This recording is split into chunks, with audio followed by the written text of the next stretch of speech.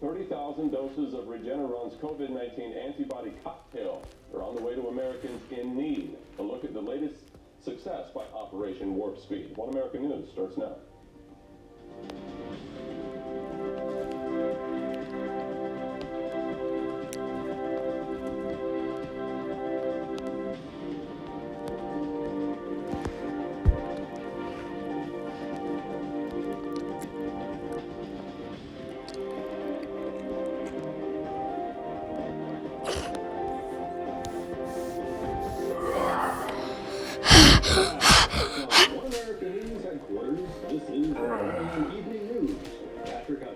Good evening. Democrats are allegedly destroying the evidence of voter fraud in Georgia. In a series of tweets today, the renowned attorney posted videos of an A1 shredding truck outside of a polling location in Cobb County. The videos show unidentified people supposedly shredding absentee ballots and other documented evidence of fraud. A1 Shredding released a statement saying that they are aware of the incident and they've asked the this wants to die here. an upcoming lawsuit on Wednesday will reveal mechanisms and the scale. Oh no! I think we're done. Quiet. Attorney Sidney Powell is set to file a major election fraud lawsuit in the state of Georgia as well. In a tweet, Powell's ally Hello, ladies and gentlemen.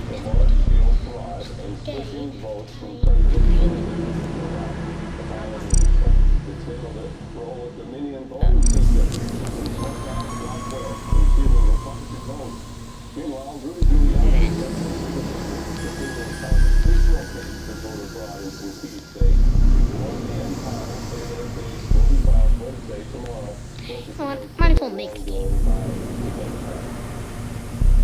Media comes under fire after resurfaced reports from CNN show the news outlet warned of Smartmatic's Venezuelan ties more than a decade ago.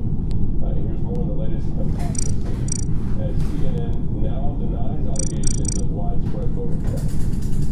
CNN is under fire for minimizing the links between voting system Smartmatic and the country of Venezuela in the November 2020 elections. According to resurfaced footage from 2006, the news network reported Smartmatic had, quote, murky ties to the South American country. The report also mentioned how Venezuelan workers resolved voting issues in the 2006 primaries when the voting machines encountered problems in Chicago's elections. The U.S. company that makes the machines, Sequoia, was bought in 2005 by Smartmatic, a private company primarily owned by Venezuelan businessmen. Waiting for players to A join. dozen Venezuelan employees were there to help with the election. Soon after the 2006 elections, Alright. testified before Chicago City Council, admitting they had only a dozen employees working in their Florida headquarters, with a majority of workers based in Venezuela. Okay, there can be 9 emergency meetings. National security threat.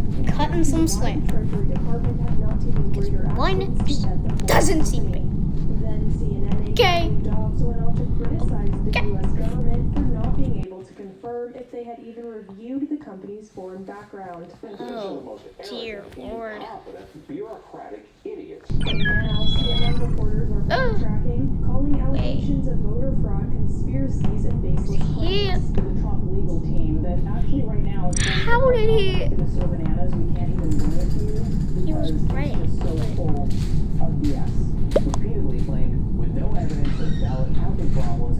This Smartmatic continues to supply voting technology to the U.S., Okay. including to large cities such as Los Angeles.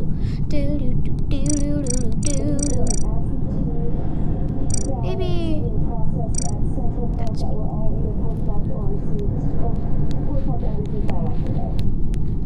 Election officials in Milwaukee find a batch of 386 ballots that were previously uncounted during the ongoing election audit in Wisconsin.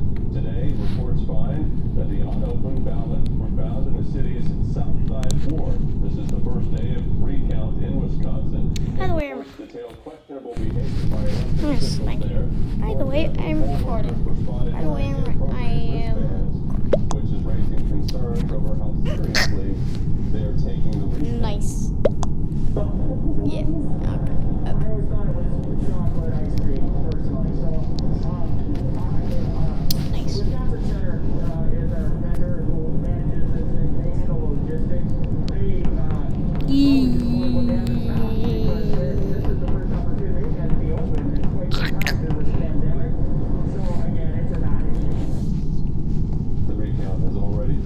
criticism as it remains unclear if officials would clearly identify invalid or originally counted toward the final tally. Meanwhile, the Trump legal team is plowing full steam ahead to make their case for election fraud in the state of Michigan, despite the state having already certified their votes for Biden. One America's chief White House correspondent, Chanel Rion. What's your channel, by the way? Frankie. Monday, Michigan certified its votes for Joe Biden. Many framed this as the end of the road for Trump in the Great Lakes state. But the Trump legal team views Michigan as starting over, certification or not. Grounding this view is the fact that the Trump legal team under Rudy Giuliani successfully secured a hearing before the Michigan state legislature on December 1. There, the Trump legal team is expected to make their case before the Michigan legislature. The election in Michigan was so fundamentally tarnished by fraud and irregularities. The Michigan election must be further investigated before declaring a winner. The logic behind this approach is a straightforward one. The legislature is responsible for ensuring the correct electors are awarded. And before awarding the correct electors, all the evidence must be weighed. And it is imperative, so argues the legal team, that the Michigan legislature consider the clear indications of fraud and intimidation of canvassers before allowing a fraudulent election to override the will of the people. Election integrity advocates urge, if you voted in Michigan and experienced voter irregularities, report to your local representative before the December 1 hearing. Now on One American News, the White House. Yes. President Trump says the GSA does not determine who the next president of the U.S. will be. The president took to Twitter to say the agency is disrupted. Administrator Emily Murphy has done a great job. On Monday, the president said that he recommended Murphy and her team, quote, do what needs to be done with regards to initial protocols, and added that he's advised his team to do the same. Today, President Trump clarified that move does not mean he's conceding. Chief Justice John Roberts issued a new order assigning oversight of post-election legal challenges to various Supreme Court judges. Former campaign chairman Rick Gates about that decision. Scammed out of my You are talking about something which was a change with regard to the Supreme Court and the way they are, I guess, supervising some of these challenges, these legal challenges that the campaign is mounting into the election. What seems to be going on, sir? Why is this perhaps new and surprising? I think the time. Absolutely. This is a very interesting development that Chief Justice John Roberts of the United States Supreme Court made assignments. And what happens is associate justices are assigned states to oversee with respect to any type of electoral challenge. In this case, on November 20th, just a few days ago, he made some pretty significant changes in terms of the justices assigned. As an example, Justice Alito now has jurisdiction over Pennsylvania. Brett Kavanaugh has jurisdiction over Wisconsin, and Clarence Thomas over Georgia, which, as we all know, is a very controversial state, and now heading to an additional recount. That's also I'm bored. It is. I'm bored. Why is this surprising to you, do you suppose? Well, one, just the hour that it was changed. These assignments typically are made, well in advance and hold for considerable time. The key battleground states now are in two cases. Okay, so this just got boring. Sorry. I'm gonna play something different later. Gotta wait for some players to even. Ooh, 3. Oh yay! Oh yay! Full of players. But it still depends on the facts and making sure that the facts are presented. What is an issue in his case in Pennsylvania? What is he trying to accomplish there, do you suppose? Absolutely. So there are a couple of I regarding first and foremost is that hello the observers hello to observing a lot of the hello. mail-in balloting reviewed and checked. As we know, the observers were pushed back much further than they should have. They actually won initially in the court in Pennsylvania. That court ruling allowed the observers to be closer. And at that point, a lot of the ballots, particularly the mail-in ballots that are Frick frack pallywhack. I said frick frack pallywhack. process. So it didn't give Republicans an opportunity to really understand what was happening. The second thing, and more important, where Justice Alito had already stepped in, was segregating ballots that had come in after the November 3rd deadline.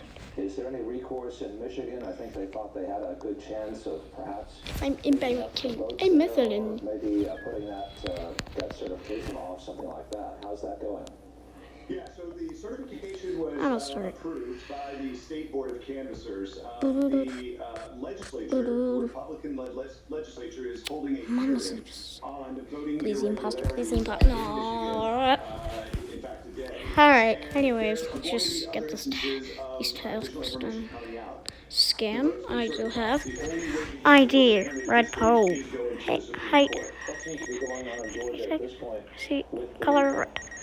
BT. There is another recount that the Trump campaign has requested by law. Gotta back the bank. This is gonna be over soon. To match La la la la. of the envelope of where the ballot came Applaud. to the actual voter registration. President agreed with her actions, though he has vowed to fight on. Let's be What? clear. In 2000, Scooby-Doo. the Bush transition Scooby-Doo. did not have I'm access coming to after you. funds or offices until mid-December. They actually had to raise private What? money in order to conduct the transition. I saw during purple the sulfur from Florida Oregon. recount, those So 37 suspicious. days. So anybody who says that Trump was an obstructionist, Brown one. that's revisionist history, but then again, that's what they tend to do. On the election front, today, Reset. Pennsylvania and Nevada certified their election results, and that's despite ongoing Trump campaign litigation and allegations of irregularities in both states. Meanwhile, attorney Cindy Powell is filing her lawsuit in Georgia. That's according to his fellow attorney, Lynn. They can Here, hurt the me. tweet says, I've worked closely with Sidney Powell and others over recent weeks. The lawsuit Sidney will be filing tomorrow in Georgia speaks the truth. Enemies of America will deny its allegations, but do not believe them. And it appears that many Americans Sorry do to not, cite in you. fact, trust the results of the election. And I don't. communications and messaging firms And said no that one. 79% of Trump I am supporters the man. believe that Democrats stole the election. Scooby-Doo was an imposter. Scooby-Doo betrayed us. 75%. Meanwhile, our friends at the Oh, Research great. Center, they did great stuff. They conducted a Yeah, survey of great. Can't wait to get killed by someone in this game. 7 swing states and found that That's 17%, cool. roughly 1/6 of them, Purple, thank you. Biden. Had they heard more about either the Purple, Towery sexual assault, You have my or the gratitude. Hunter Biden scandal? Oh, There you no. go, Oh, folks. Big no. Censorship and left-wing media collusion has its consequences. Now, for more on all of this, we're joined by Oh, our friend, got it the first try. political analyst Mark What the- Halperin. Good to see you. Why? It's been a couple of weeks since we've Lemon chatted. boy. How do you I assess don't- the situation? Wait. Well, this is a very divided country. Oh, God. To make it pretty clear that there are a lot of Oh, Americans who God. don't No. like the way Please. this has Please. gone. Please. Stop chasing me. Stop chasing me. The lack of grace being shown on the Democratic side. Thank you. They didn't do as well down ballot as they hoped, but they certainly appear headed to have elected a president. What are you guys doing? Time of testing, it's a holiday Okay, time, so a he's... lot of good cheer on either side, and I think the Who keeps sabotaging the You know lights? what? I can hear this is news. not there. What are the president's options at this point? And look, there's a legal question here, but there is also one of public relations, right? He's got to continue to try to keep his movement, keep his people No, I don't say having that sorry. patience. Joe Biden said we respect that patience, and then the next day he declared victory, right? But there have been a series of defeats in the state courts. It doesn't feel like there is legal momentum, but there are legitimate issues here that deserve a hearing. The president is a fighter, and he wants to be seen as a fighter, and there are issues he cares about related to elections. There are also issues he cares about in terms of Betrayers. trade, immigration, other things, and I think he'd like to keep his political power as No, much as he I can, don't say regardless sorry. of what his occupation is I'm in an 2021. amazing- So I think he's at the end of the road regarding Easy. strategy Sneak. that would allow him to get 270 electoral votes. But that doesn't mean there aren't things he can continue to do. No, I'm so sorry. Clear No. frustration I was told today about how well the economy's doing, about the fact that Democrats are now all cheering, and the press all cheering the developments related to potential vaccines, when the president for months said it's coming. He was a couple weeks off, and yet frustration on his part that the efforts that his government made to create unprecedented speed are not being acknowledged. So he's got a lot to consider. But I think one thing he needs to consider, and I think the Democrats need to consider, 76 million or so Americans voted for him when they were told that they voted for him they would be bad people. And he's now got to decide, how does he want to communicate with those people? Joe Biden, I think, has the same decision. It's great to communicate to the 80 million who voted for Joe Biden, as Joe Biden is doing. But how do those two men want to communicate with the people who voted for the president? I think for the country, that's as big a question as anything else, because we're not going to solve the challenges that we face if all that happens is people communicate with either the 80 million or the 75 million. You spoke with Sidney Powell on our air over the weekend, and now her case that she's talking about is sort of being framed by the campaign as really more of a separate thing. It's a criminal case rather than a civil case. Are we seeing now this starting from a legal standpoint to move beyond the inauguration, where you've got Sidney Powell out there who is saying that there was criminal activity with respect to Dominion, and that's going to take a very long time. That's going to require forensic audits, investigations, and so could this end up being an albatross around Joe Biden's neck for months going forward? I mean, I think the Biden strategy is pretty clear to try to ignore all of these things, to not engage with them. And look, whether it's a civil case, whether it's a criminal case, whether it's a case about voter fraud or equal protection, there have to be some judges who have open ears about this, who are sympathetic to what's being presented. It was never going to be the case, I believe, that a judge anywhere was going to say, you know what, Pennsylvania, you got to vote again. I also don't think it was ever going to be the case that a state legislature was going to say, we don't like the way this election went, we're going to pick the electors. If those two options are off the table, the legal remedies that could allow the president to go ahead where he's currently behind in places like Pennsylvania and Georgia and Arizona, it's not possible. So there's just not enough votes out there. So whether this continues or not, as I said, will be up to judges. I still think the important thing is that people have confidence in the outcome. And as I said, I think there's been overreach on the Republican side in some of the allegations that have been made with that evidence, and that's not my opinion. That's what a lot of Republicans say. But on the Democratic side, I continue to be surprised at the lack of willingness to say, hey, let's make sure everybody's confident in what happened. Is there a political risk for the president, and just quickly, because we have to take a break, is there a political risk for the president to take this forward right up until the electors meet in mid-December, another 3 weeks? I think that would turn off some people, but probably most people who aren't for him. I think the important thing for him is just to do, like anyone in public, what's the right thing to do? I think if he does what's the right thing for the country, then I don't think there's much of a risk. All right, Mark Halpern, thank you very much. Appreciate your insight. Coming up, former Trump White House Cabinet Secretary Bill McGinley on the president's path forward, and later, lockdown for Thanksgiving in California. That's all coming up on Newsmax, right here on the Chris Salcedo Show. Stay with us. Domestic dispute at that same address. Both officers require surgery but are expected to survive. Seattle City Council moves to slash its police budget following months of unrest in Seattle. The decision came down in an 8-1 vote Monday by council members there, agreeing to cut department spending by at least 17%. Now, this comes after citywide demonstrations calling on Seattle to cut the department's budget in half. Meanwhile, Seattle officers are criticizing the move, claiming it will cause response delays and jeopardize the safety of the people there. The city's mayor is expected to approve that budget next week. Planned Parenthood sees a major defeat after a federal appeals court rules that they cannot be funded by Medicaid in certain states. Here's more. A federal appeals court rules Texas and Louisiana may cut Medicaid funding to Planned Parenthood. The Fifth State Court of Appeals overturned a previous ruling Monday, saying the state has a final authority to determine which program could receive federal funding from Medicaid. In 2015, I am the man. Texas's move to cut the federal funding of Planned Parenthood was shot down after 7 women sued the state for the course of action. A panel of judges blocked Texas's move, saying the decision endangered lives. Only 2 men and women from receiving proper health care services. However, That has changed Oh. as President Trump Thank you. has assigned several judges to the circuit, which aided in the new majority decision. Play one of them. Oh, I don't decide, no.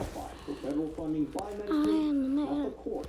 The circuit judges Video, also enforced a decision in Louisiana, which blocked hold on the a state from banning the same type of funding. Oh. Mississippi also falls under the Fifth Circuit jurisdiction. So I know it.